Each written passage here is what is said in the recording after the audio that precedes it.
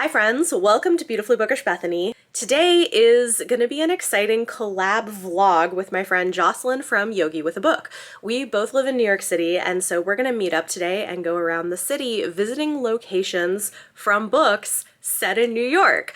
I'm excited about this. We haven't seen each other in quite a while because of everything that's been going on, but we are now both fully vaccinated. So we're going to spend the day in the city tracking down locations from books. We each picked 4 locations, and the way the collab is working is that we're each vlogging the locations that we picked, which means that in this video you'll get to see the locations that I picked for us to go to, but if you want to see all of the other things that we do during the day, you're going to have to go check out Jocelyn's channel where she'll have a vlog going up as well. So this is going to be fun. Basically, a lot of books are set in New York City and there's a lot of locations we want to visit. We're going to be going from Bronx all the way down to Brooklyn, some places in Manhattan. It's going to be exciting. Come along and see our first location.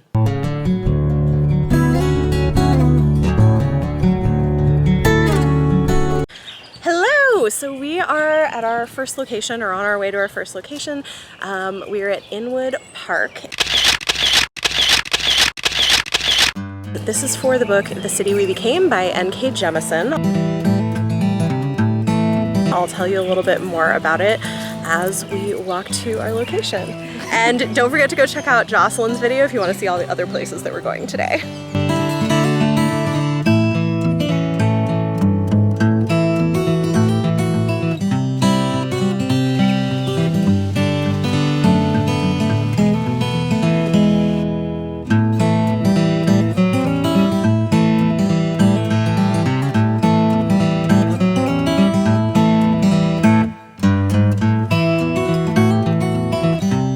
The extremely important rock isn't far from the park entrance, over near where a vast meadow edges Spuyten Duyvil Creek.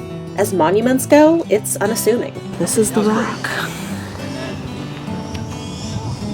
This is the Dwayne Johnson. So we're here at Shorekopich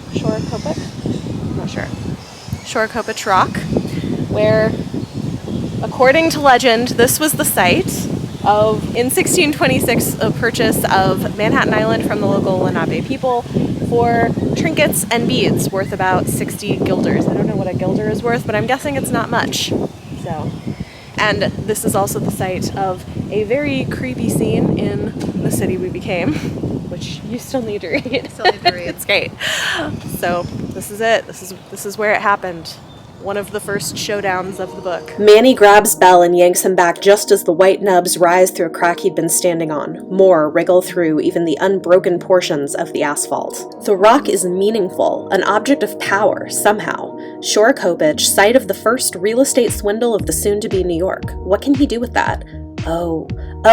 He pushes at Belle. Get up on the rock, he says. I need the room, and give me whatever is in your wallet. All right, we're off to your first stop, so check out her vlog for that, and then I will be back later with another bookish location. It's time for lunch, so next we're stopping at a restaurant from American Fairy Tale by Adriana Herrera. This is Red Rooster in Harlem, a great place for a modern twist on Southern comfort food. In the book, it's a location of a not-date with the couple early on. Who picks Red Rooster as a place to meet about a domestic violence shelter renovation? Don't you have an office where we could do this? I waved my arm around, signaling the beautiful bar area and even more beautiful servers buzzing around us. Isn't this a bit much? I could have come downtown, or wherever your office is, you know. The bastard laughed. I stared up at the server who was patiently waiting by our table and then at Tom. I haven't had lunch though, so I'll take the chicken and waffles. They're so good here. I made sure I looked extra hyped about the food to lighten the mood a bit. He seemed pretty pleased with the fact that he would be paying for some of my nourishment during this business meeting. To be fair, I didn't really have to fake my enthusiasm. I loved the food here and could rarely afford it.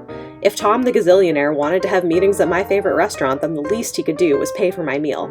Chicken and waffles and waters then. Tom's tone was a mixture of relief and surrender. So obviously we had to try the chicken and waffles, and I can attest that they are in fact delicious. There's like cinnamon in the syrup, the hot sauce is amazing. I would absolutely come back again for like a date night or something. So after a delicious lunch, we were off to our next location. We are at the Plaza Hotel which features in The Chosen and the Beautiful by Nevo, as well as The Great Gatsby, which it's based on. We ended up at the Plaza, where Daisy's idea of renting 5 rooms for the 5 bathtubs actually seemed enticing for a bit, and then we ended up renting one of the grand suites on the 17th floor. I never liked the Plaza all that much, though many of the people I ran about with did. The staff was always a little too stiff about me, a little too curious about who I was there to see, though of course the garden was charming and more at ease. Today, at least, the man behind the desk was giving us all a certain look as we rolled in and demanded a place, as Daisy put it, to cool down and to make love. I wasn't sure if it was Tom's frigid Puritan looks or Gatsby's wink that got us through, but the elevator attendant was nothing but cordial as we tumbled in and tumbled out, tipping him extravagantly. Alright, we are at our last location for the day, and this is from Pride by Evie Zaboy. We are at the Brooklyn Bridge Promenade, which is a date location. I think it's the first date for the characters in the Pride and Prejudice remix Pride by Evie Zaboy, set in Brooklyn. And it is gorgeous. The views of the city are amazing. This has been a really fun day. We've covered a lot of ground. Lots of beautiful places today. Absolutely. Thanks for joining me. Don't forget to check out Jocelyn's vlog if you want to see all the other places we went.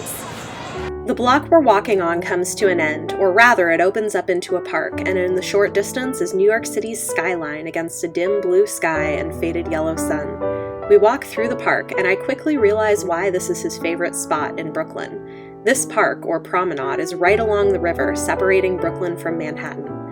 Benches are lined against a metal fence, and the gray-blue water immediately draws me in. A warm summer breeze blows, and tiny bumps form on my arms. This is what Madrina calls grains of sugar adding sweetness to my soul, the first sparks of love and attraction, of something so new and tender that if I'm too firm with it, it will burst. Want some ice cream, he asks. Yes, I respond, without even thinking twice, and he places his hand in the small of my back and pulls me toward an old-fashioned ice cream cart with a white man wearing a white apron and chef's hat. I ask for chocolate, he asks for butter pecan. We eat our ice cream cones and walk and have more small talk.